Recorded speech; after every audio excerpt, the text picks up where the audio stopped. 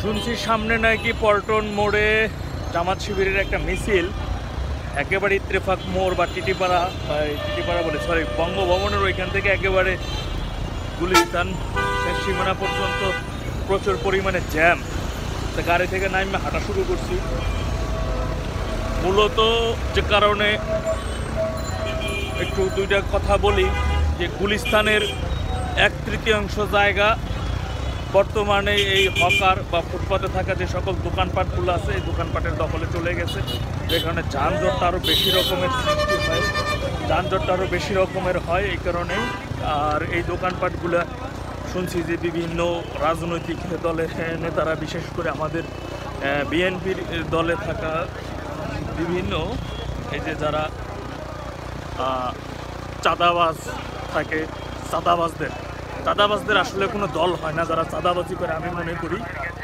আর এরা যদি উনি চাঁদাবাজি করে এটা জানার পরেও যদি কোনো দল এদেরকে আশ্রয় দেয় তাহলে বুঝতে হবে এটা দলের ইন্ধনে সে চাঁদাবাজি করে, এই চাঁদাবাজির একটা অংশ সেই দল পায়। প্রচুর পরিমাণে দোকানপাটের জন্য জ্যামের বর্তমানে এই এলাকাটা দিয়ে একেবারে পুরো একটা যানজটের বেশিরভাগ যানজটের মূল কারণই হচ্ছে এই প্রচুর পরিমাণে দোকান। দেখবেন যে রাস্তার একেবারে অর্ধেকটাই দোকানের দখলে, আর সাধারণ মানুষের হাঁটার জন্য কিন্তু কোনো রাস্তা নাই। ওই দোকানপাট যেভাবে বসানো মার্কেটের মতো, এই মার্কেটের যে গলি থাকে সেই গলিটুকুই আছে যে আপনি আশপাশ দিয়ে দোকান কিনবেন, ঠিক আছে। তো যাই হোক, এখন বিষয়টা না একটু সামনের দিকে যাবো যে এত জ্যাম কেন আজকে। জানেন যে আজকে সপ্তাহের যেহেতু কিবার মঙ্গলবার নাকি, তো আজকে মঙ্গলবার এত জ্যাম হওয়ার কথা না। তো শুনলাম বিভিন্ন যে পল্টনে আজকে জামাত শিবিরের নাকি একটা বিক্ষোভ মিছিল, তো এই বিক্ষোভ মিছিলের জন্যই কি জ্যামটা নাকি। যাওয়ার উদ্দেশ্য ছিল মিরপুরের দিকে, জরুরি কাজ ছিল। তো যেহেতু এদিকে আবার মেট্রো রেলও নাই, প্রেস ক্লাব পর্যন্ত হাইটেই যাইতে হবে। তো একেবারে বঙ্গভবন বললে আপনার যে একেবারে রাজধানী মার্কেটটা আছে যাত্রাবাড়ি আসতে, সেই রাজধানী মার্কেট থেকে শুরু করে একেবারে দেখেন যে গুলিস্তান 0 পয়েন্ট পর্যন্ত চলে আসছি। এখান দিয়ে প্রচুর পরিমাণে জ্যাম আজকে। হ্যাঁ, তো সকালে ভোরে মানুষ বের হইতে পারে না। দেখছেন যে গতকালকে উত্তরাতে একটা ডাকাতি বলে ছিনতাইকারীরা কীভাবে স্বামী স্ত্রীকে কীভাবে কোপাচ্ছে, যাকে পাচ্ছে তাকে কোপাচ্ছে, যদিও তারা গ্রেপ্তার হয়েছে। তো সন্ধ্যার পরেও একটা ভয় কাজ করে মানুষের জনমনে, যেহেতু একটা নিরাপত্তাহীনতার বিষয়ে কাজ করতেছে, একটা নিরাপত্তাহীনতা আছে। এই যে দেখতেছেন এই সমস্ত এলাকা দিয়ে কিন্তু বিগত সময় দিনগুলোতে দোকানপাট ছিল না, এখন দোকানপাটে ভয়ঙ্কর রকমের দোকানপাট। ফাঁকা যেখানে যে স্পেসটা পাচ্ছে সেখানেই ফুটপাতে দোকান বসাই দেওয়া, সেখানেই দোকান। আর এই দোকানগুলো পরিচালনা কিন্তু কোনো রাজনৈতিক দলের নেতা ছাড়া সম্ভব নয়। ভাবে ওরাও হুট করে এসে একটা জায়গায় দোকান দিবে, এত বড় সাহস কিন্তু এদের না, এদের হতে পারে না, হয়ে ওঠে না। এই যে কিছুদিন আগে বাইতুল মোকাররমের ওইখানে সামনেতেই দেখলেন যে বিএনপির একজন নামকরা নেতার নামে চাঁদা তুলতেছিল। তো ও 500 টাকা করে তুলতেছিল দেখে দোকানদারের দৈরা রাম দোলাই দিয়া, এরপরে পুলিশ এসে ধরে নিয়ে গেছে। পুলিশকে জিজ্ঞাসাবাদ করলে কিন্তু পুলিশ বলছিল যে তাদের সামনে কোনো চাঁদাবাজি হয় না।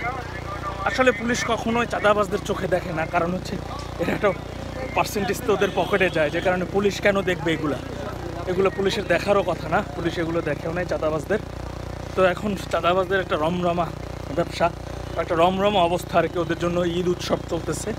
তো এখন আর এগুলো বলেও লাভ নাই, যেহেতু অনেকের তালিকায় কিন্তু একেবারে হাইকমান্ডে বিএনপির একেবারে হাইকমান্ড পর্যন্ত দিয়েছিলাম, এবং এ নিয়ে অনেক নিউজও হয়েছিল। বেশ কিছু লোককে তারা বহিষ্কার করলেও কাজ হয় না, বলে যে বড় ভাইয়ের নির্দেশ আছে, বড় ভাইয়ের এই আছে সেই আছে। তো এখন একটু যেহেতু তাদের ঈদ উৎসব চলছে, তো সেক্ষেত্রে আসলে এটা ওইভাবে বন্ধ করাও বন্ধ কি, এটা যদি হাইকমান্ডে না চায় তাহলে তো এটার বন্ধের উপায় নাই। আর পুলিশ তো এখন, পুলিশের সামনেও একটা ঘটনা ঘটলে পুলিশ ওরকমের চোখ তুলে তাকায় না, এটাই সত্যি কথা। তা একেবারে 0 পয়েন্টে চলে আসছি, দেখাবো যে এখানে তো যানজটের আসলে কারণটা কি। দেখতেছি তো যে ফাঁকা, কিন্তু যানজট কারণ কি একটু সেই বিষয়টা একটু দেখায়। যে গাড়ি থেকে নাইমে একেবারে হাঁটা বন্ধ লাগবে। দেখেন একেবারে দেখতেছি যে সচিবালয়ের সামনেও প্রচুর পরিমাণে গাড়ি, মানে পুরো রাস্তা ব্লক। হ্যাঁ, কেন আসলে এত জ্যাম জানা নাই।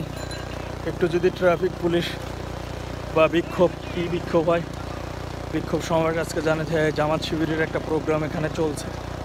জামাত দেখতেছি তিনি ওখানে